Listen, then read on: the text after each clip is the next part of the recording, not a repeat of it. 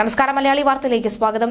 വെള്ളിമാടുകുന്ന് ഹോസ്റ്റലിൽ നിയമ വിദ്യാർത്ഥിനി മൗസ മെഹർസി തൂങ്ങിമരിച്ച സംഭവത്തിൽ ദുരൂഹത ആരോപിച്ചു കുടുംബം.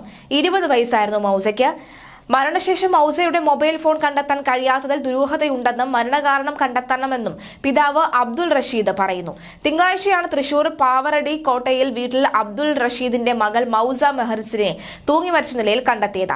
മുറി അകത്തുനിന്ന് പൂട്ടിയ നിലയിലായിരുന്നു. മൃതദേഹത്തിൽ മറ്റും പരിക്കുകൾ ഇല്ലാത്തതിനാൽ ആത്മഹത്യയാണ് എന്ന നിഗമനത്തിലാണ് പോലീസ് അന്വേഷണം നീങ്ങുന്നത്. കോഴിക്കോട് കോവൂർ സ്വദേശിയായ യുവാവുമായി മൗസ അടുപ്പത്തിലായിരുന്നു. ഈ അടുപ്പം വഞ്ചനയിൽ കലാശിച്ചതോടുകൂടിയാണ്. കടുത്ത ആഘാതത്തിലായിരുന്നു മൗസ. ഇയാൾ വിവാഹിതനും 2 കുട്ടികളുടെ പിതാവുമാണ് എന്ന് മൗസ അടുത്ത ദിവസമാണ് അറിഞ്ഞത്. ഇതാണ് ആത്മഹത്യയിലേക്ക് നയിച്ചത് എന്നാണ് പോലീസ് പറയുന്നത്. ഫെബ്രുവരി 15-ന് വീട്ടിൽ വന്ന മൗസ 17-നാണ് ഹോസ്റ്റലിലേക്ക് തിരിച്ചുപോയത്. മാർച്ച് 13-ന് മുൻപ് സ്റ്റഡി ലീവിന് വരുമെന്നാണ് പറഞ്ഞു പോയത്. മരണ ദിവസം ആൺ സുഹൃത്ത് മൗസയുടെ മാതാവിന്റെ ഫോണിലേക്ക് വിളിക്കുകയും ഇതിന്റെ സ്ക്രീൻ റെക്കോർഡ് മൗസയുടെ സുഹൃത്തിന്റെ നമ്പറിലേക്ക് അയച്ചു കൊടുക്കുകയും ചെയ്തിരുന്നു. ഇതിൽ മൗസ കടുത്ത നിരാശയിലായിരുന്നു എന്നാണ് സുഹൃത്തുക്കൾ പറയുന്നത്. മരിക്കുന്നതിന്റെ തലേ ദിവസം ആൺ സുഹൃത്തുമായി തർക്കമുണ്ടാവുകയും മൗസയുടെ ഫോൺ ഇയാൾ കൊണ്ടുപോവുകയും ചെയ്തതായും സഹപാഠികൾ മൊഴി നൽകിയിട്ടുണ്ട്.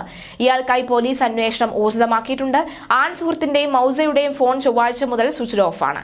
എന്തായാലും ഇതിനു പിന്നിലും കാമുകനാണെന്നാണ് വ്യക്തമാകുന്നത്.